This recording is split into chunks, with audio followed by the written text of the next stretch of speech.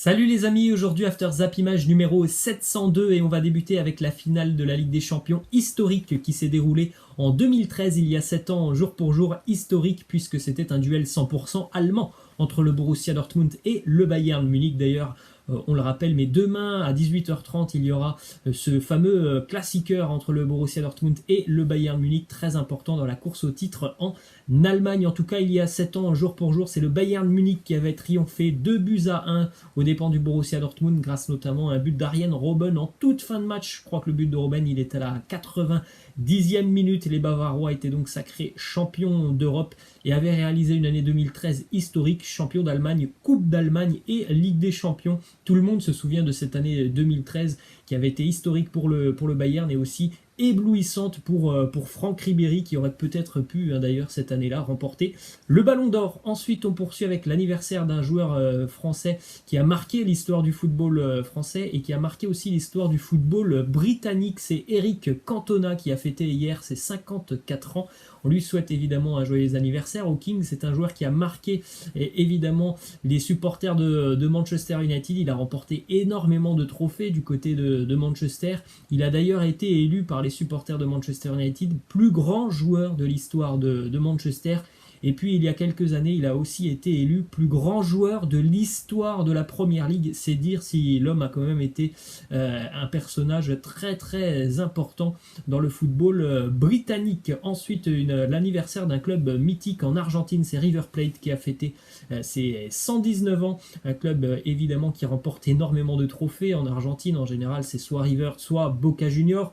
En tout cas, il y a quand même 36 titres de champion pour le club argentin, 4 Copa Libertadores, 3 Coupes d'Argentine. D'ailleurs, une petite info qui concerne River Plate et Gonzalo Higuaín qui nous dit: River, c'est un club qui m'a tout donné, de mon développement jusqu'au Real Madrid qui m'a acheté. J'envisage de retourner à River pour prendre ma retraite. Reste à savoir quand est-ce qu'il prendra cette décision pour lui qui est toujours joueur de la Juventus. Ensuite, 2 déclarations de Jean-Michel Aulas. La première, il nous dit: je vous promets que si l'OL avait été deuxième au moment de l'arrêt, j'aurais tenu le même discours, je vous le jure sur la tête de mes enfants. Je ne suis pas du tout le personnage qui est décrit ces derniers temps. Et il nous dit aussi, il est quand même paradoxal qu'un pays comme l'Espagne, qui a été plus touché que la France par la pandémie, ait réfléchi et ait pu trouver des solutions. Ensuite, on continue avec une déclaration de Roxana Maracineanu, la ministre des Sports, qui nous dit: sans un vaccin, il n'y aura pas de retour à la normale pour le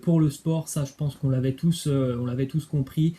Ça risque de prendre énormément de temps, notamment pour tous les supporters, avant de retourner tout simplement dans un stade de football. Ensuite, on continue avec une déclaration d'Arsène Wenger qui nous dit: si vous prenez les clubs français, petit à petit, ils tombent aux mains de gens qui ne sont pas de vrais constructeurs de clubs, mais plutôt des investisseurs qui cherchent à gagner très vite de l'argent avec ces clubs. C'est vrai que depuis quelques années, on voit beaucoup de fonds d'investissement qui arrivent du côté du championnat de France. Évidemment, c'est surtout pour faire du business avant le sport. Ensuite, une info qui concerne Willan Cyprien, le joueur de l'OGC Nice, qui est ciblé par 2 clubs en France, à savoir l'Olympique Lyonnais et le Stade Rennais. Petite info qui peut être déterminante dans ce dossier. Son agent, c'est Karim Jaziri, ancien agent de Karim Benzema, donc il a quand même de plutôt bons rapports avec l'Olympique Lyonnais, donc ça reste une option privilégiée, la piste Olympique Lyonnais pour Willan Cyprien. Vraisemblablement que le gym demandera 20 millions d'euros pour son joueur. C'est quand même une sacrée somme, 20 millions d'euros surtout, étant donné les temps qui courent. Ensuite, on se dirige du côté de l'Espagne avec une info qui concerne un jeune joueur du Real Madrid qui a été prêté cette saison du côté de Majorque, c'est le jeune Kubo. Après une très bonne année d'ailleurs du côté de Majorque, le Real souhaite de nouveau prêter Kubo à un club d'échelon supérieur la saison prochaine afin qu'il poursuive sa progression. La Real Sociedad et le Betis Séville seraient très intéressés par le profil du jeune Nippon, qui est vraiment un joueur plutôt très intéressant et très doué techniquement. Ensuite les amis, on continue avec cette date du côté du Real Madrid. C'était il y a 5 ans, jour pour jour, la première apparition de Martin Odegaard sous le maillot du Real Madrid. C'était en Liga. Il avait quand même remplacé Cristiano Ronaldo à l'époque. Il était d'ailleurs aussi devenu le plus jeune joueur de l'histoire à débuter avec le Real à 16 ans et 157 jours. Donc peut-être que 5 ans plus tard, On va revoir Martin Odegaard avec le maillot du Real Madrid dès l'été prochain pour lui, qui est toujours prêté du côté de la Real Sociedad. Ça a pris un petit peu de temps pour que Martin Odegaard puisse vraiment s'affirmer au plus haut niveau. Il y a des joueurs qui à 16 ans sont tout de suite très très performants. Lui, ça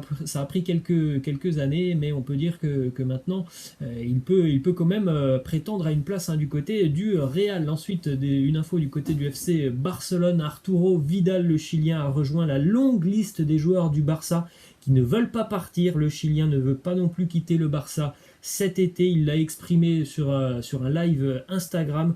On rappelle qu'il y en a plusieurs des joueurs du côté du Barça qui ne veulent pas partir, comme Arthur Rakitic, où il y a encore Umtiti, Neto par exemple. Tous ces joueurs sont souvent cités dans des échanges avec notamment l'Italie, l'Inter ou encore la Juve, et aucun de ces joueurs n'a vraiment envie de quitter le Barça. Et en plus de ça, ces joueurs sont plutôt en position de force puisqu'ils ont toujours un contrat du côté du Barça, et aucun des joueurs qui sont cités n'a un contrat qui se termine en 2020. Donc c'est plutôt quand même mal engagé pour le Barça, puisqu'il n'y a pas vraiment de joueurs qui veulent quitter le club. Ensuite, justement, une info qui concerne Arthur.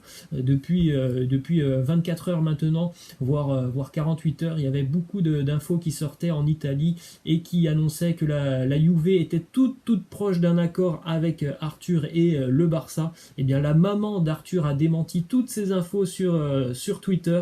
Visiblement, ce qu'on avait bien compris déjà depuis quelques semaines, Arthur n'a aucune intention de quitter le Barça et encore moins de rejoindre la Juventus. Ensuite, on se dirige du côté de l'Allemagne maintenant avec une déclaration de Luis Enrique, le sélectionneur espagnol, qui nous dit « Jouer sans public, c'est plus triste que de danser avec ta propre sœur. Ce n'est pas beau, j'ai regardé le foot allemand, c'est lamentable, on entend les insultes, on perd l'intimité. » Des bons moments, et c'est triste à voir le foot sans public, mais il va falloir s'y faire. Ensuite, justement, quelques résultats hier en Allemagne, et le RB Leipzig n'a pas eu de problème à s'imposer à Mayence hier à l'extérieur, 5-0 pour Leipzig, qui remonte donc sur le podium grâce notamment à un triplé de Timo Werner, un but aussi pour Poulsen et Marcel Sabitzer. On poursuit avec un autre résultat de l'après-midi, la lourde défaite à domicile de Schalke qui a été battue par Augsbourg 3-0, catastrophique Schalke hier, surtout défensivement.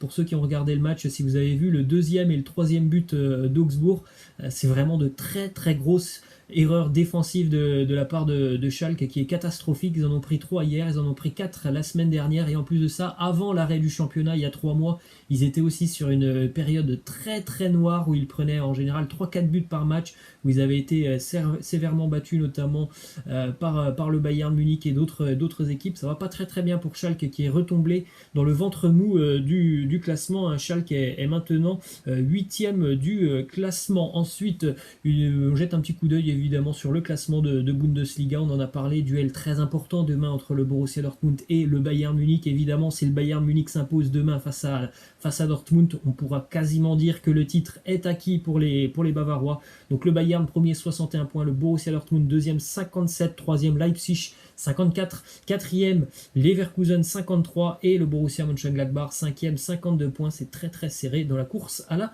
Ligue des Champions. Ensuite, les petites statistiques pour Thomas Müller, qui est très impressionnant cette saison. Ça fait vraiment plaisir de le revoir à ce niveau, Thomas Müller. Pour lui qui a vécu une première partie de saison, et même l'année dernière, c'était très compliqué pour lui. C'est un joueur vraiment de classe mondiale, Thomas Müller. Regardez les statistiques impressionnantes pour lui cette année. 38 matchs, 11 buts et 20 passes décisives pour Thomas Müller, qui a retrouvé vraiment une forme étincelante. Ensuite, une info qui concerne Lucas Hernandez. Il y avait des rumeurs depuis quelques jours qui nous disaient que Newcastle était intéressé par le profil du latéral français. Son agent a évoqué ces rumeurs. Il a dit: Lucas ne bougera pas, il va rester au Bayern Munich, c'en est certain. Ensuite, petite info sur le Borussia Dortmund et sur l'apport incroyable de ces deux latéraux, à savoir Raphaël Guerreiro et Achraf Hakimi, qui ont d'ailleurs été les deux buteurs ce week-end du côté de Wolfsburg. Il y a quand même des statistiques très impressionnantes pour des latéraux. Ce sont vraiment des latéraux modernes. Il y a l'aspect défensif et il y a aussi tout ce qu'ils apportent offensivement. Regardez les statistiques: Guerreiro 30 matchs, 8 buts, 2 passes D, Hakimi incroyable. 38 matchs, 8 buts et 10 passes D, c'est quand même assez impressionnant. Ensuite, on continue avec une déclaration de Marco Reus qui nous dit: j'ai manqué pas mal de matchs et de tournois à cause de mes blessures. Certains diront que c'est une perte d'argent, mais dans ce genre de moment, on ne pense pas à ça. Je donnerai tout mon argent pour être en bonne santé et faire ce que j'aime, c'est-à-dire jouer au football. Une belle déclaration de la part de Marco Reus qui, comme il le dit, malheureusement au cours de sa carrière a souvent eu des pépins physiques à des moments importants, en général avec la sélection allemande. Il n'a pas pu participer à de grands événements avec la sélection allemande et ça c'est dramatique hein, dans la carrière d'un joueur de football. Régulièrement il a eu toujours des problèmes au mauvais moment. On termine les amis avec la question de fin qui concerne Leroy Sané qui est tout proche donc d'un accord avec le Bayern. Ça on le sait, si vous étiez à la place de Sané, quel serait votre choix? Entre City, évidemment, rester à City, et rejoindre l'Allemagne et le Bayern Munich. Moi, personnellement, j'aurais choisi l'option allemande. Je pense que du côté de City, ça peut être compliqué, son retour sur les terrains. Il y a quand même beaucoup de monde. Il a raté un an, donc je pense que ça peut être plutôt pas mal de rejoindre le Bayern pour Leroy Sané. Voilà les amis, c'est la fin. Je vous laisse, je vous dis à la prochaine, ciao.